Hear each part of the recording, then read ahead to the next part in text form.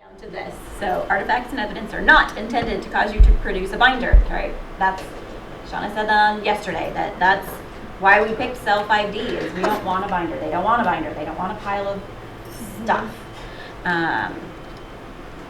Your administrator probably will not require you to bring in your documentation. You might want to keep it on a spreadsheet somewhere, just have it so you can use it when you're writing up the end of the year summary of your student growth goals, but don't collect it all. I would say, I'm not using numbers now, I'm going to, I would say the majority, 90% or more, is all conversation. It's those conversations you had during passing period, or conversations in your pre and post conferences. That conversations are your evidence. So that's kind of a relief. There are some things you might have to show. And so one thing, it happened by fluke the first year. I got my evaluation and she said, look over it when you're ready to talk about it, let me know. I almost fainted because my score was really low. Turns out she forgot to add in a whole category, so it was a good thing I looked at it. But then when I got close enough that I was like, I know I'm doing some of these things. And I actually said, yep, I'm ready, and I invited her, or she said, I'm coming to your room. Best thing that has ever happened, and now every conversation happens in my room, because where do we keep, you already said that, right? Where do you keep all your evidence, right? It's on your computer, it's an assignment that you have, it's one of them, like the formative assessment one, right? You have a system for documenting formative assessments. They are never going to see that in a classroom, right? Not the system of documentation. So you have that in you just have all these things, and if you can just open them up or show them, it's not a binder, it's something I stored in a folder in Outlook or whatever it is. So it's fine. And now that's my all the time procedure. I always invite my administrator in for those final ones, because that's where we keep our stuff. So. And if you're doing parent communication, she talked about putting in an Outlook. I do that every year. I put a folder down and put down the year, and all my parent communication goes right into that folder. If I'm making phone calls, I have a small little binder I write down that I contacted the parent, or the parent contacted me. And so if they want evidence of that information, I can provide it for them. Sometimes if it's a parent that I contact often, I'll keep a running sheet in the student's CUME file and just keep notes on it that way too. I will say one thing that worked really well for me, and it was a fluke the first year, and now it's kind of my standard. The first year, my administrator gave me my evaluation, and she said, this is where I think you're at. Let me know when you're ready to talk about it. And I looked at it, and at first I think I kind of went white. She forgot to add in a whole section. So I rechecked my math, deep breath, right? And I said, okay, I think I'm ready. And she's like, great, I'll come to your room. Total fluke. But if you can do your final observation or final evaluation in your classroom, and they say, well, I know I do this. And they're like, well, when or how? Or like one of them is, we have systems for collecting formative assessments, right? They're never going to see your system. But if they're standing in my classroom right next to me and I open up my book and I say, I do a vertical line because they did it this many times, or a horizontal line because they got the answer wrong, but they were, you know what, like we all have little codes that we use. But if they're in your classroom, it's really easy to show them that evidence. So now, even though I've changed administrators, I still invite my administrator in for that final one, because we have all the evidence and we're all doing these things. So invite them in. I think it's a lot more comfortable. If you're somebody who absolutely needs evidence, I would just recommend keeping a couple of samples, like 2 samples of kids that didn't make it or made it, just a couple, if you absolutely feel the need. Please don't bring everything. You don't want to carry. Will let you know too. If they have a need to see something, like your pre or post, they will let you know that if there is a need.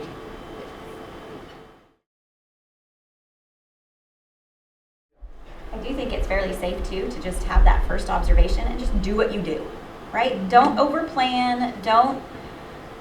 I'm going to try and fit all these indicators in. No, just do what you do, and I think you will be amazed at how much the administrators see. And then from that, maybe your second, or if you want to do third or fourth, however many you want to do, you can start to be more specific. But that very first one, I always kind of tell my students, the first time you take a test from a teacher, you just, I don't know, me personally, I never studied really hard for the first test because I didn't have any idea how they asked questions or how many questions, or am I going to have to do multiple choice or essay? I mean, I'm not going to waste my time studying. I don't know how to do that.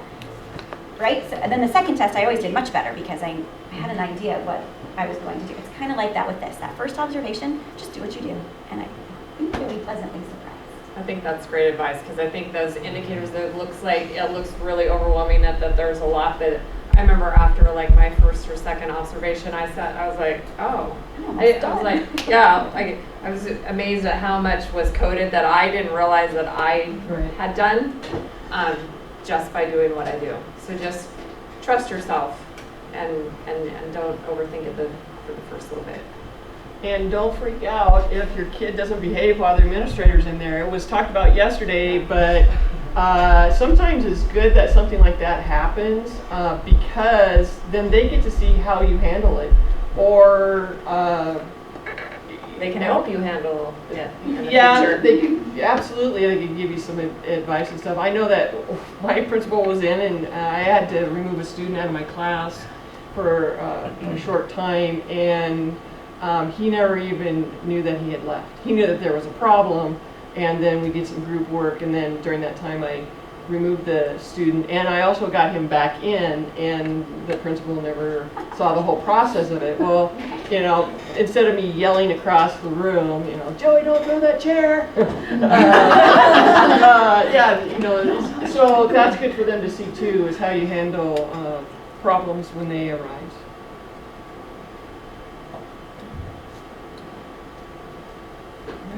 Well, You're going to do great. I'm just going to say that. Yeah. You're going to do great.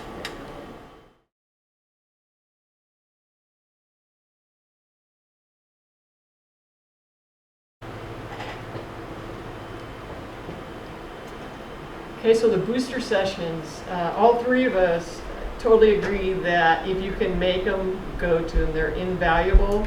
The one that's in October, it has to do with goal writing. You get paid to go. They pay you your per diem, which is pretty cool. And then if you attend the minimum of 3, you can receive clock hours. And clock hours you want to keep because they can move you on the pay scale. So for certificate renewal.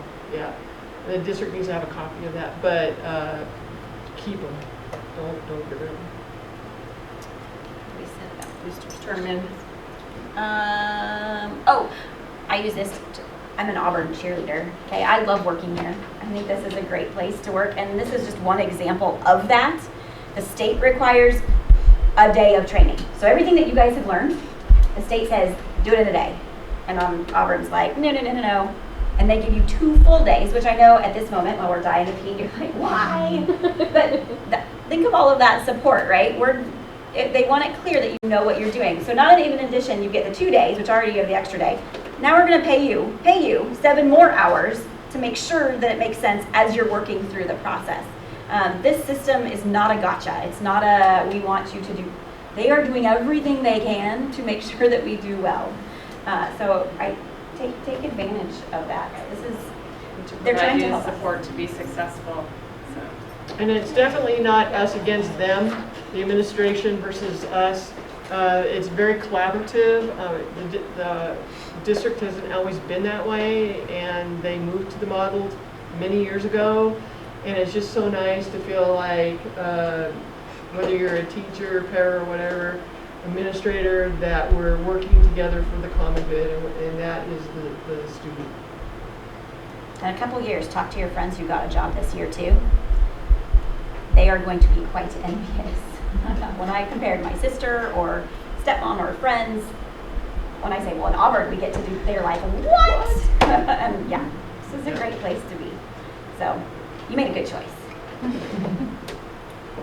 They didn't pay us to say that. No. Or at least not extra. I recommend, again, go to that student growth goal booster session. If you have only one time that you can make it there, try and make that one your priority. Take your draft with you Oftentimes there's time within there to collaborate with other people around you to get other perspectives about your student growth goal. And I know that because I've been to that session myself so that I become more familiar with it. They'll ask if somebody even has something that they want to throw out there to help. Be the first person to raise your hand, and your goal will be written for you by the group, and it will be perfectly lovely. I've seen that happen. The others that are there, they are very helpful. It's a good session to go to.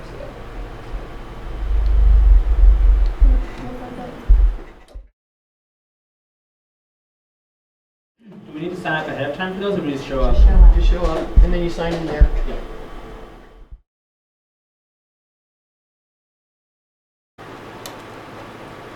Questions, concerns?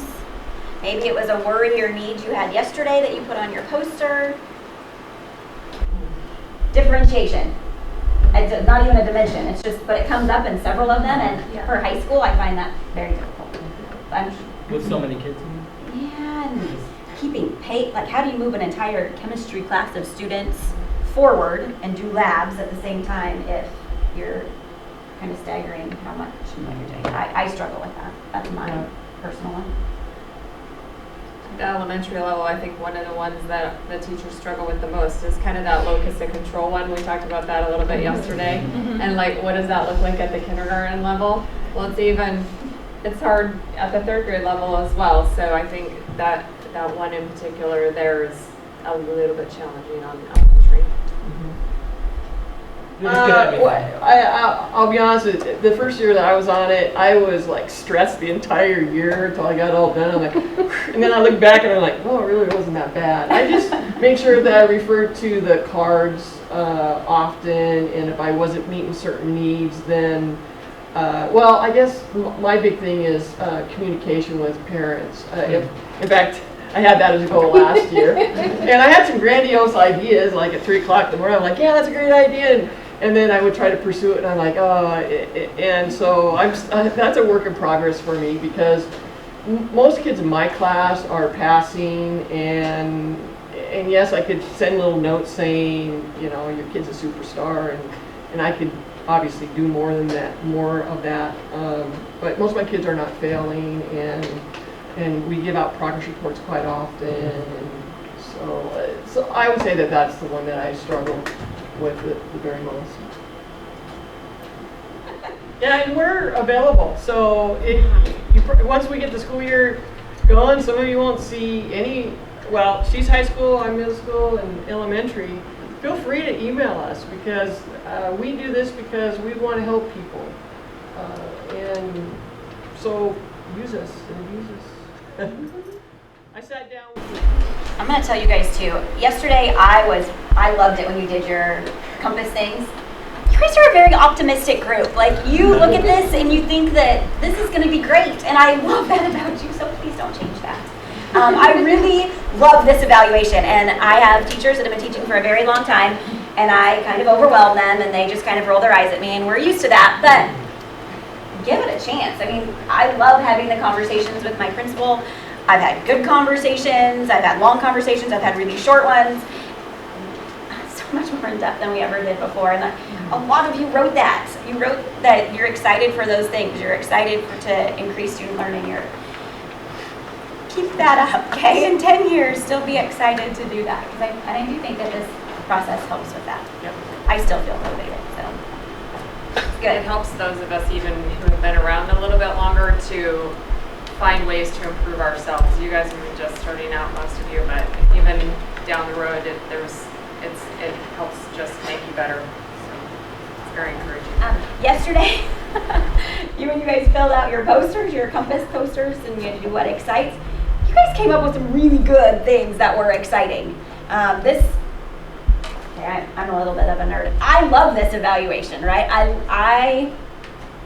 This is great. I get to have conversations with another adult who wants me to do well and wants my kids to do well.